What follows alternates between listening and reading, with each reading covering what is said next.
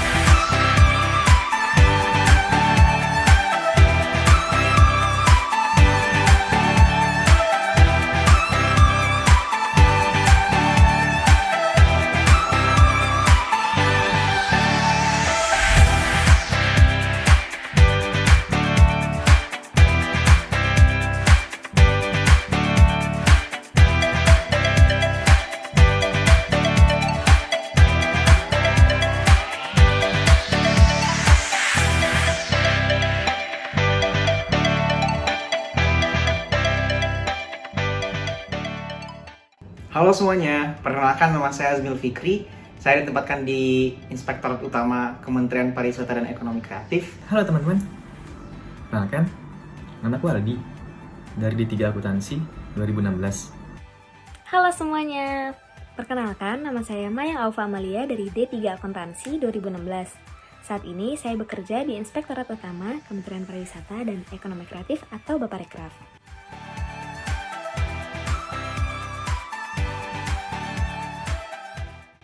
Selama saya bekerja di sini, saya merasa sangat nyaman dengan lingkungan kerjanya.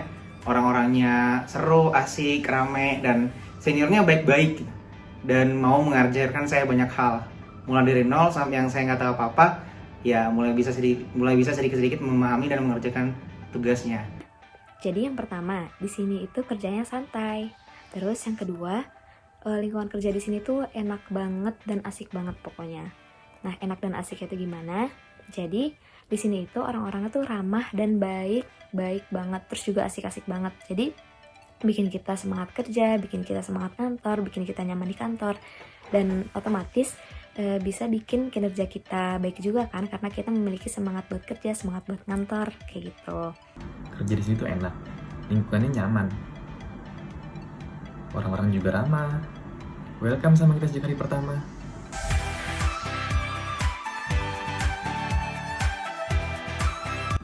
Kita tuh bakal didukung banget kalau kita mau lanjut sekolah lagi.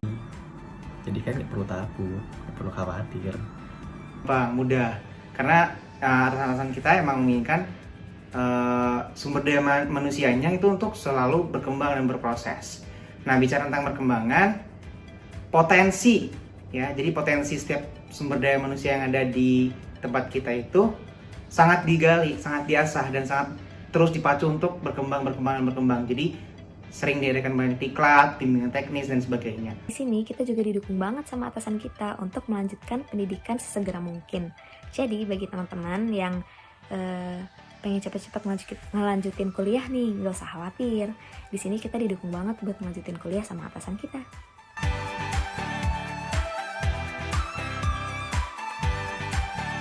Salah satu alasan besar saya kenapa memilih Kementerian Pariwisata dan Ekonomi Kreatif adalah kerjanya yang tidak monoton. Karena di sini kerjanya lebih fleksibel, lebih ya nyaman lah, lebih enak dan sesuai apa yang saya ekspektasikan waktu saya memilih Kemenparekraf. Seperti yang kalian ketahui, Kementerian Pariwisata dan Ekonomi Kreatif ini merupakan kementerian yang menjalankan tugas dan fungsi di bidang pariwisata. Nah, jadi di sini kita memiliki kesempatan untuk mengunjungi pariwisata di seluruh Indonesia yang masih dikembangkan maupun yang udah ada sebelumnya. Kita bakal jalan-jalan nih ke tempat wisata. Nah, menurutku di sini tuh tempatnya seru, enak, nyaman kok. Jadi kita tunggu ya kalian di sini. Oke?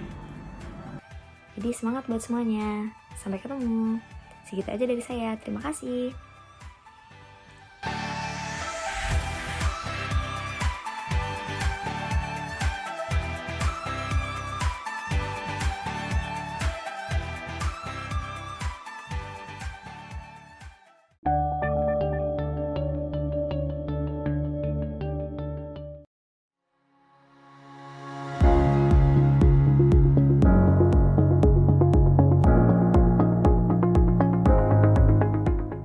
Selamat datang di Kementerian Pariwisata dan Ekonomi Kreatif Indonesia, Badan Pariwisata dan Ekonomi Kreatif. Kementerian Pariwisata dan Ekonomi Kreatif dipimpin oleh seorang Menteri Pariwisata dan Ekonomi Kreatif yang dijabat oleh Sandiaga Salahuddin Uno. Menparekraf didampingi oleh Wakil Menteri Kementerian Pariwisata dan Ekonomi Kreatif, Angela Tanu Sudibjo, yang membawahi 9 unit eselon 1 yang terdiri atas Sekretaris Kementerian Pariwisata dan Ekonomi Kreatif, Inspektur Kementerian Pariwisata dan Ekonomi Kreatif, Deputi Kebijakan Strategis, Deputi Bidang Sumber Daya dan Kelembagaan, Deputi Bidang Pengembangan Destinasi dan Infrastruktur, Deputi Bidang Industri dan Investasi, Deputi Bidang Pemasaran, Deputi Bidang Produk Wisata dan Penyelenggaraan Kegiatan, serta Deputi Bidang Ekonomi Digital dan Produk Kreatif.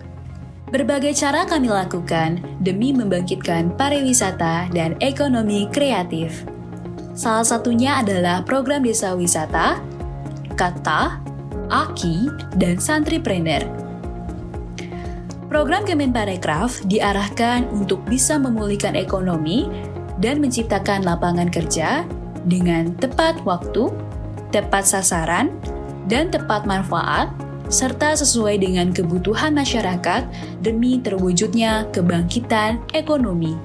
Kembali pulihnya aktivitas dari 17 subsektor ekonomi kreatif yang meliputi kriya, kuliner, fashion, pengembangan permainan, seni pertunjukan, seni rupa, periklanan, penerbitan, film animasi dan video, televisi dan radio, musik, fotografi, desain produk, arsitektur, desain interior, desain komunikasi visual, dan aplikasi. Di era 5.0, Kemenparekraf Baparekraf meningkatkan pelayanan informasi publik melalui platform digital serta kecepatan dan ketepatan mendapatkan informasi publik, terutama di sektor pariwisata dan ekonomi kreatif dari masyarakat. Media sosial Kemenparekraf merupakan media publikasi yang berisikan kegiatan pimpinan, kebijakan dan program kerja pengembangan kepariwisataan dan ekonomi kreatif Indonesia yang terdiri dari Instagram, Facebook fanpage, Twitter, YouTube channel, dan TikTok. Seluruh informasi publik bidang pariwisata dan ekonomi kreatif dapat diakses melalui website resmi di www.kemenparekraf.go.id, tersaji dalam 2 pilihan bahasa, yakni Indonesia dan Inggris. Hello Wonderful merupakan sebuah aplikasi yang disiapkan sebagai media pelayanan informasi dan pengaduan dari masyarakat. Together, yes, we can do it.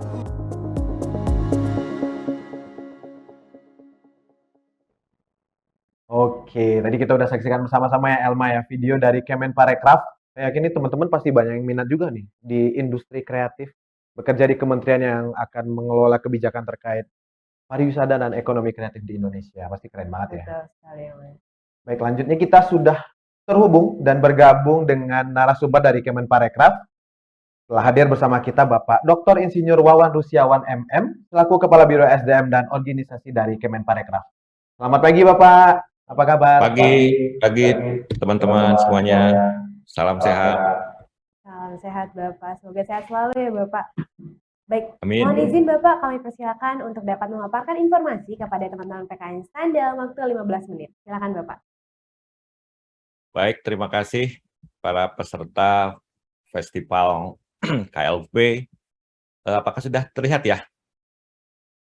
Sudah Siap, terlihat sudah. Bapak? Sudah terlihat jelas.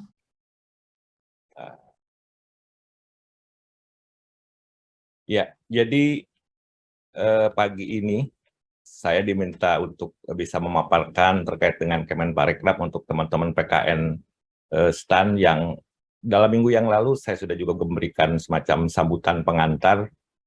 Jadi apa sih yang memang terkait dengan Kemenpar ini, dan mungkin bisa saya sampaikan di sini bahwa kalau kita bicara Kemenparekraf tentu saja kita bicara sebuah bidang yang sangat menarik ya. Nah ini yang tentu saja buat teman-teman semuanya bisa menarik perhatian bahwa Kemenparekraf memang sebuah kementerian lembaga yang memang sangat menarik, apalagi setelah kemudian bergabung juga industri kreatif seperti itu.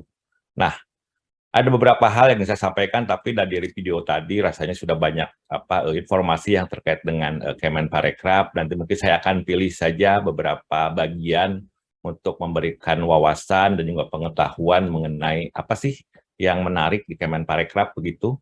Nah, kalau kita lihat teman-teman semuanya, jadi ini adalah landasan hukum. Kalau kita bicara landasan hukum rasanya mungkin mungkin tidak terlalu menarik begitu, tapi ini mungkin perlu saya sampaikan bahwa Kemenparekraf memang dibentuk dari sisi organisasinya melalui Perpres nomor 96 dan nomor 97, karena juga memang menyandingkan antara kementerian dan juga Badan Pariwisata dan Ekonomi Kreatif jadi sebuah kementerian lembaga yang berada dan bertanggung jawab kepada Presiden dan membantu Presiden dalam menyelenggarakan urusan pemerintahan di bidang pariwisata dan tugas pemerintahan di bidang ekonomi kreatif sebagai bagian dari tujuan pembangunan nasional.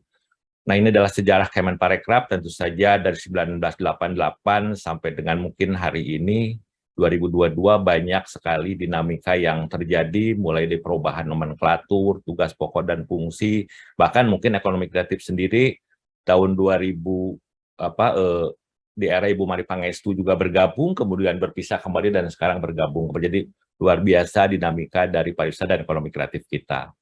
Dari sisi tugas dan fungsi Kemenparekraf dan Baparekraf, teman-teman bisa baca di website kami, dan rasanya memang seperti juga kementerian lembaga lainnya terkait dengan perumusan, penetapan, koordinasi, penyusunan norma, pelaksanaan BIMTEK, kemudian penyusunan rencana induk, pembinaan, pengelolaan, dan pengawasan. Jadi itulah highlight dari tugas pokok dan fungsi dari Kemenparekraf itu sendiri. Nah, para peserta KLP Fest kita bisa lihat di sini dari sisi dasar pembentukan, kemudian juga terkait dengan organisasi dan tata kerja Kemenparekraf, itu ada Permen Parekraf nomor 1 tahun 2021, kemudian terkait dengan peta proses bisnis ada Kepmen nomor 69 2021, dan untuk rencana strategis itu ada di Permen Parekraf 12 2020. Dan kalau kita lihat juga ini menegaskan mengenai uraian tugas pokok dan fungsi, mengenai SOP, dan juga mengenai indikator kinerja utama dari Kemenparekraf itu sendiri. Nah, dari sisi SOTK, teman-teman semuanya, kita bisa lihat di sini bahwa menteri sekaligus juga kepala badan, wakil menteri juga sekaligus dengan wakil kepala badan, ada 7 dan ada 9 eselon 1 terkait dengan inspektorat utama, sekretariat utama.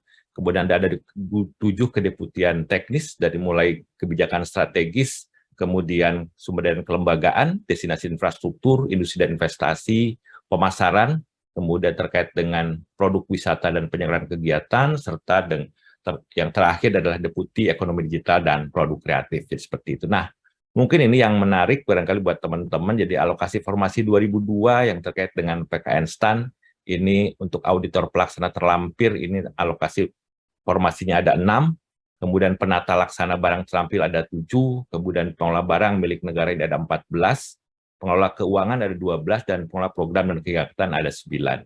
Dan berikutnya untuk yang pengolah data itu 1 formasi, pengolah data laporan keuangan adalah 3 formasi, peranata keuangan APBN terlampir 8 formasi, dan verifikator keuangan 15 formasi. Jadi total ada 75 formasi untuk PKN STAN seperti itu.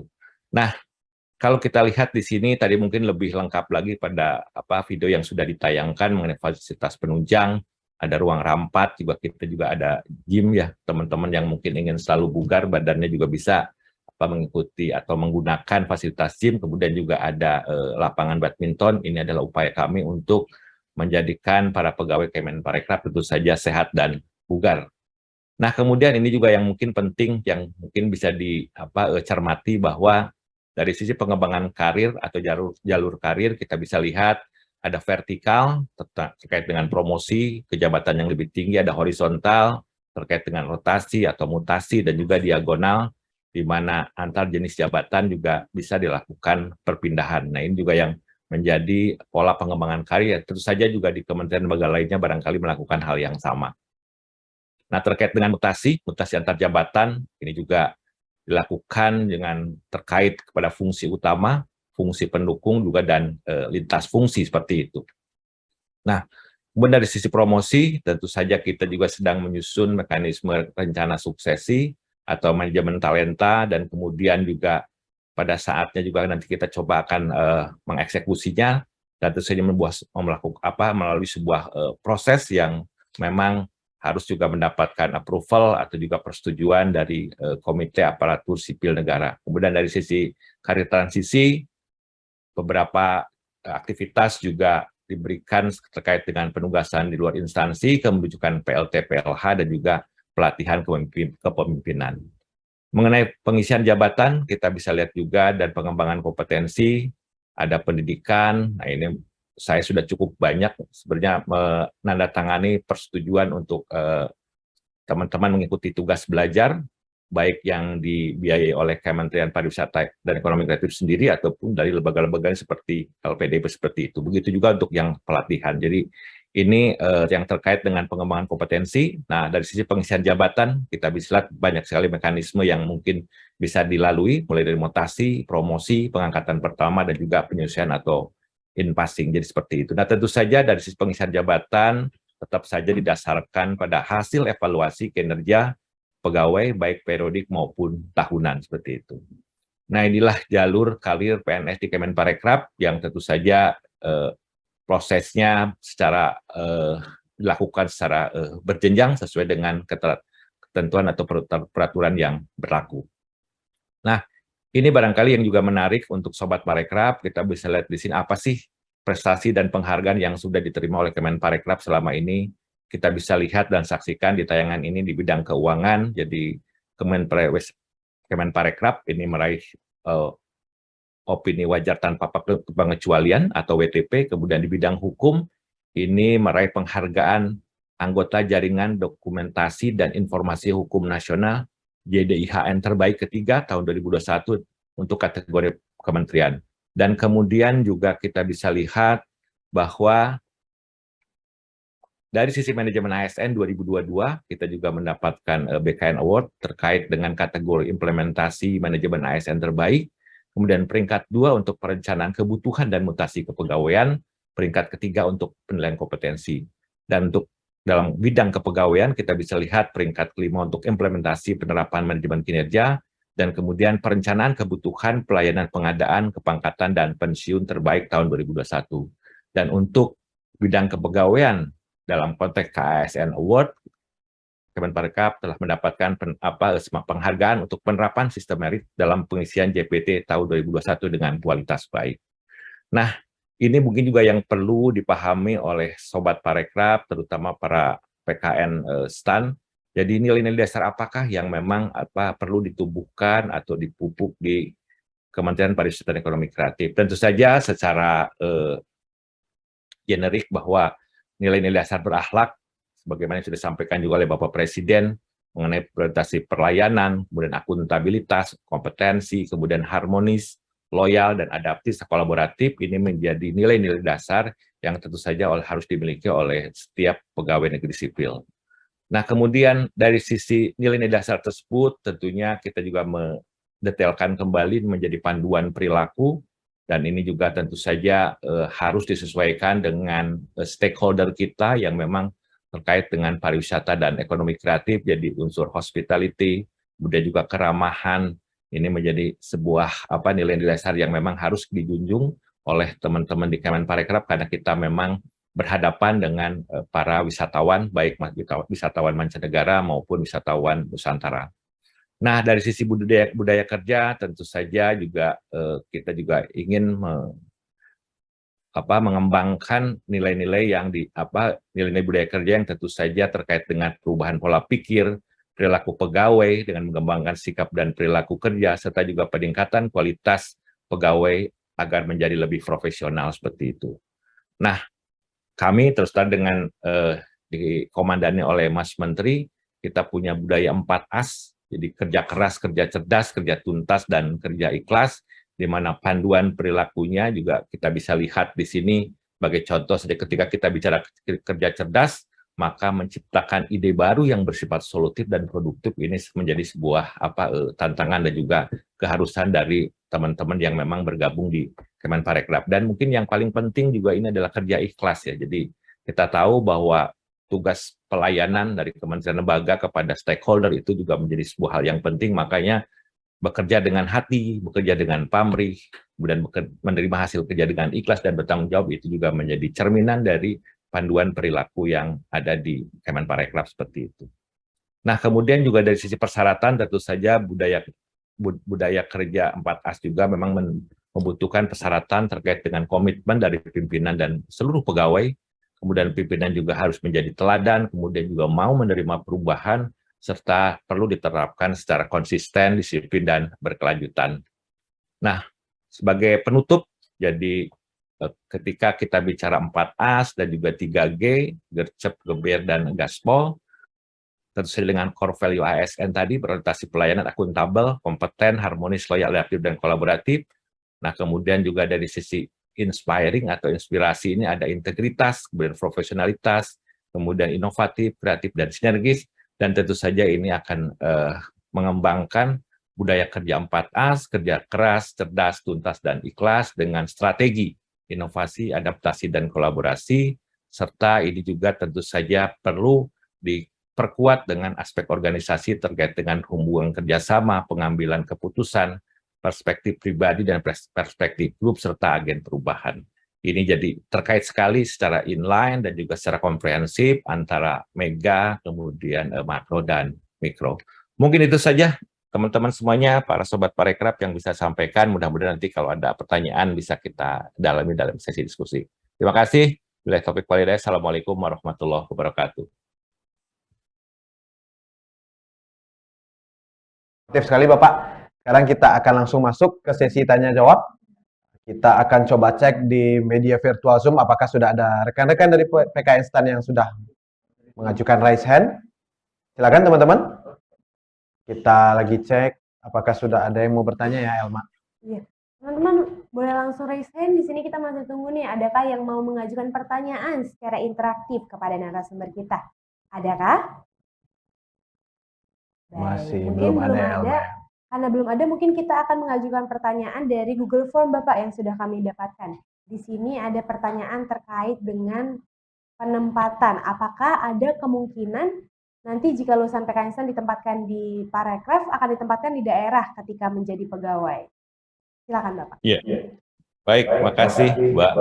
Jadi memang Parekraf itu kan ada yang di luar Jakarta, itu ada di 6 Poltekpar, itu ada di Sumatera Utara, kemudian di Palembang, di Bandung, kemudian di Makassar, di Lombok. Nah, tentu saja ini adalah salah satu atau 6 unit kerja Kemenparekraf yang ada di daerah. Belum lagi ada badan otorita di 3 DSP, yaitu Borobudur, kemudian Labuan Bajo, dan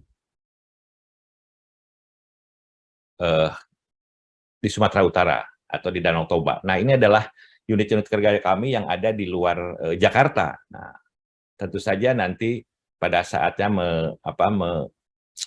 mengikuti formasi yang sudah ditetapkan. Nah, teman-teman kan tentu saja bisa ditempatkan di tempat-tempat yang sebenarnya tempat-tempat menarik kan, karena semuanya adalah objek wisata. Jadi tidak harus di Jakarta. Jadi teman-teman juga nanti akan merasakan experience, malah merasakan pengalaman yang tadi menarik, karena pastilah ditempatkan di tempat-tempat yang terkait dengan destinasi super prioritas, kemudian dengan badan otoritanya, dan tentu saja ketika kita ingin mengembangkan 5 DSP, Toba, kemudian Borobudur, Labuan Bajo, Mandalika, dan Likupang, itu adalah daerah yang memang sudah dirancang ke depannya untuk menjadi destinasi kelas dunia, dan mudah-mudahan bisa nanti bisa selevel dengan Bali kan seperti itu. Jadi di daerah pun rasanya tidak ada masalah ya, karena daerahnya adalah daerah-daerah wisata yang tentu saja menarik, dan bahkan barangkali siapapun wisatawan baik luar mancanegara maupun Nusantara itu ingin sekali berkunjung ke destinasi-destinasi tersebut. Mungkin itu Mbak dan Mas yang bisa sampaikan. Baik, terima kasih banyak Bapak atas jawabannya. Sudah cukup terjawab ya teman-teman terkait dengan penempatan di daerah ketika menjadi pegawai Kemenparekraf nantinya. Oke teman-teman, sekali lagi kita tanyakan nih, apakah ada teman-teman yang ingin mengajukan pertanyaan secara interaktif kepada narasumber kita? Silakan teman-teman. Baik, di sini belum ada, mungkin kita tanyakan lagi pertanyaan yang dari Google Form ya Mas? Boleh. Baik, Bapak tadi pertanyaannya terkait dengan tugas belajar. Tadi telah disebutkan bahwa Kemenparekraf telah melakukan tanda tangan dengan beberapa universitas untuk tugas belajar. Jika boleh disebutkan Bapak apa saja universitas yang telah dilakukan MOU dengan Kemenparekraf?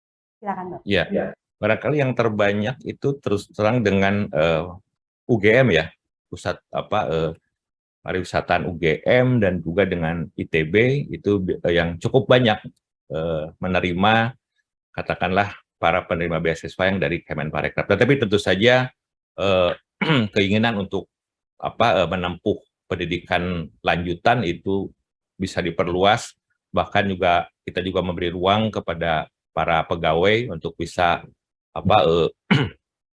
mungkin mengakses ke lembaga-lembaga donor atau pemberi beasiswa seperti LPDP. Nah, karena saya waktu sebelumnya juga ada sebagai Direktur Kajian Strategis, dan saya memang paling senang mendorong teman-teman di tempat saya untuk melanjutkan studinya, karena buat kami tentu saja investasi di bidang ilmu dan pengetahuan itu menjadi penting ya di era digital seperti ini. Jadi saya pikir itu akan menjadi semacam talenta-talenta terbaik kita yang sudah melalui seleksi, dan bisa jadi kembali nanti justru akan memberikan perubahan yang signifikan buat Kemenparekraf. Dan saya pikir kami terus mendukung upaya teman-teman semuanya untuk menempuh studi lanjutan ya, karena tentu saja kita bisa lihat sangat besar manfaatnya buat organisasi. Mungkin itu, Mas dan Mbak. Baik, Bapak. Kita boleh satu pertanyaan lagi, Bapak? Silakan. Silakan. Kita masih melihat apakah ada dari ruang virtual yang mengajukan pertanyaan kepada perwakilan dari Kemenparekraf. Tidak ada. Baik, Bapak, kita akan coba bacakan pertanyaan yang sudah diajukan oleh teman-teman di form. Pertanyaannya ya ini, tadi teman-teman melihat bahwa ada formasi pengelola program dan kegiatan untuk formasi tahun ini di Kemenparekraf. Boleh mungkin diberikan gambaran, Bapak, seperti apa kira-kira formasi pengelola program dan kegiatan yang telah disampaikan oleh Kemenparekraf dimaksud? Terima kasih, Bapak. Ya. Baik, terima kasih Mas. Jadi pengelola program dan kegiatan tentu saja ada beberapa juga mungkin alumni PKN STAN yang bisa katakanlah bergabung dengan kedeputian teknis. Tadi ya saya sampaikan ada 7 kedeputian, itu di kebijakan strategis, kemudian sumber daya kelembagaan, kemudian juga ada di pemasaran destinasi, kemudian juga manajemen industri dan investasi, kemudian pemasaran, produk wisata dan perjalanan kegiatan, serta ekonomi digital dan produk kreatif. Ini unit-unit kedeputian teknis yang tentu saja juga memang sangat banyak sekali program-programnya yang bersentuhan untuk bisa mengembangkan ekosistem pariwisata dan ekonomi kreatif. Nah, tentu saja dari sisi formasi-formasi tersebut juga nanti terkait erat dengan katakanlah di Biro Perencanaan dan Keuangan ya, untuk merancang perencanaan program dan kegiatan ke depan. Jadi tadi di dua sisi, baik supporting katakanlah di kesekretariatan kementerian maupun juga di kedeputian teknis, ini akan membangun sebuah koordinasi dan juga kolaborasi yang kuat begitu, agar dari sisi perencanaan, kemudian pelaksanaan dan evaluasi juga menjadi sebuah perjalanan yang kita lihat secara konsisten, kemudian juga akuntabilitas dan juga nanti tentu saja transparan, artinya bisa dipertanggungjawabkan. Mungkin itu dari saya, Mas dan Mbak. Baik, terima kasih banyak Bapak atas jawabannya. Mungkin itu dia tadi pertanyaan terakhir dari sesi tanya jawab ini. Saat ini kami persilakan Bapak untuk dapat memberikan sepatah dua patah kata sebagai closing statement untuk teman-teman lulusan PKN STAN. Silakan Bapak. Baik, terima kasih Sobat Parekraf, teman-teman PKN STAN. Jadi saya membuka tangan untuk bergabung dengan Kementerian Pariwisata dan Ekonomi Kreatif, tentu saja berdasarkan formasi yang sudah ditetapkan oleh BKN atau juga Kemenpan. Nah, ini menjadi sebuah peluang untuk bisa memberikan sebuah pengalaman yang menarik karena kita ada di dunia pariwisata ekonomi kreatif, dunia yang sangat menarik, bersifat inklusif dan tentu saja selalu menyenangkan. Oleh karena itu, silakan teman-teman bergabung dan kemudian mari kita sama-sama mengembangkan pariwisata ekonomi kreatif ke depan yang tentu saja saat ini masih dalam proses pemulihan dan ke depan kita akan melakukan akselerasi pertumbuhan dan penguatan. Itu saya bisa sampaikan. Terima kasih, selamat kepada PKN STAN yang sudah mengusung KLVFest ini. Terima kasih. Assalamualaikum warahmatullahi wabarakatuh. Waalaikumsalam warahmatullahi wabarakatuh. Terima kasih Pak Wawan atas informasi dan keikutsertaannya dalam acara pada pagi hari ini. Semoga informasi yang telah Bapak sampaikan kepada kita tadi dan kepada teman-teman dari PKN STAN menjadi informasi yang bermanfaat dan lengkap serta menjadi pertimbangan dalam pemilihan minat para lulusan. Sekali lagi kami ucapkan terima kasih Bapak. Sama-sama. Baik teman-teman, itu dia tadi sesi dari Kemenparekraf Kemenparekraf, dan Bapak sudah Rekraf. selesai. Nah, saat ini kita akan menginformasikan kepada teman-teman bahwa pemaparan dari pemerintah Kota Samarinda ditunda dan akan diinformasikan kemudian untuk jadwal selanjutnya. Jadi nanti kita akan langsung masuk ke pemaparan dari pemerintah Kabupaten Lumajang. Tapi setelah break berikut ini.